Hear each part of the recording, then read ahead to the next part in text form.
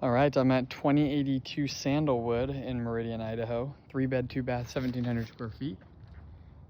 And we're gonna go ahead and take a look around. So initial impressions as I pull up, the landscaping is definitely a deterrent. I mean, when you compare this to the rest of the yards around here that have nice green grass, they went with as much xeriscape as possible, which is fine. I mean, you can always add grass back in and it's really not that expensive, but you know, still people want to see some grass. So 1721 square feet, been on the market for 121 days, built in 1990. So just looking around, you know, you got some soffit damage from rain over time. The exterior probably needs to be retouched up and painted. I did notice there's a crack in this half window right here. Again, 5, 6, probably $700. Get that window replaced. Fast Glass and Napa would do a great job. Okay, walking in. As I walked up, again, it's not, there's nothing crazy. It just doesn't show great because some of the stuff is pretty worn, right? So like that handle's pretty worn. You come in, you got a hallway that goes down to the bedrooms, and then you've got this front sitting area. So I'm gonna walk this way, and then what you just heard was the front door locking right there. So big, spacious sitting room right here.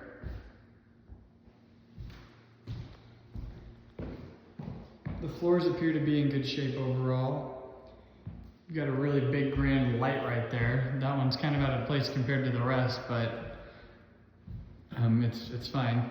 Again, looking out the windows here, you've got some of the, you can see it's just not maintained at all. The yard is not.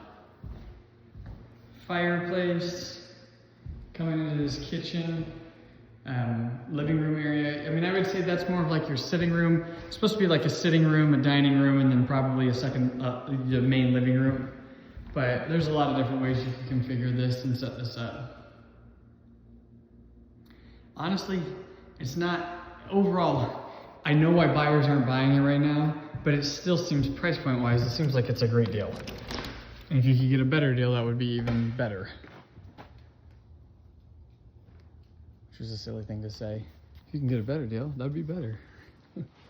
Lots of extra concrete out here.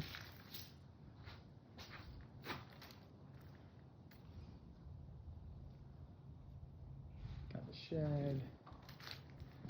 Again, this grass right here, this area is that's what's killing it for people, I promise, for buyers.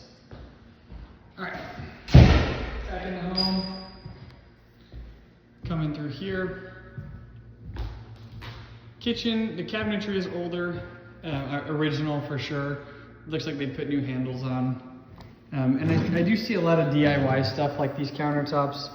They definitely DIY'd this. I mean, where they have the seams all over, which is fine. It's still, overall, it's still fine. But again, it's just beat up. And that's just a cause of time in a home with a homeowner who likes to DIY everything. So this is looking back towards that front door coming out of the kitchen. Here's a bedroom. Decent sized bedrooms. Not a lot to show in them. This one's missing the closet doors. Again, not a big deal, but all these little details add up. This is going to be your master bedroom. So good sized master bedroom for sure. Good space in here. The interesting thing in this, again, coming back to this, we've got the dual vanities, and you've got the lines where they had DIY'd everything. Obviously, like the frame around the mirror, that is definitely a homeowner special, which is fine. Again, it's just a lot of little things. The flooring here, this is like an original linoleum floor that they just painted over. So they didn't like the look of it. They said, let's buy a new one. They said, no, it's too expensive. So this is probably close to the original color.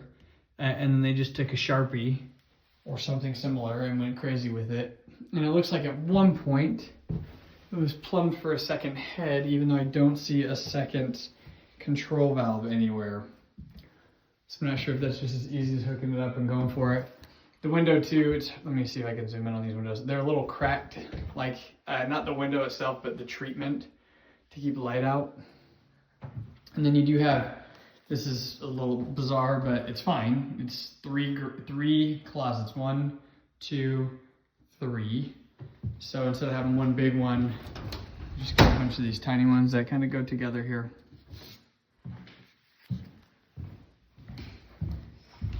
So then you come out here, got the barn door here. It goes into the laundry room, which leads into the garage. That floor does not look like it was painted with a Sharpie. That looks like it was probably in the actual tiling itself or the linoleum itself.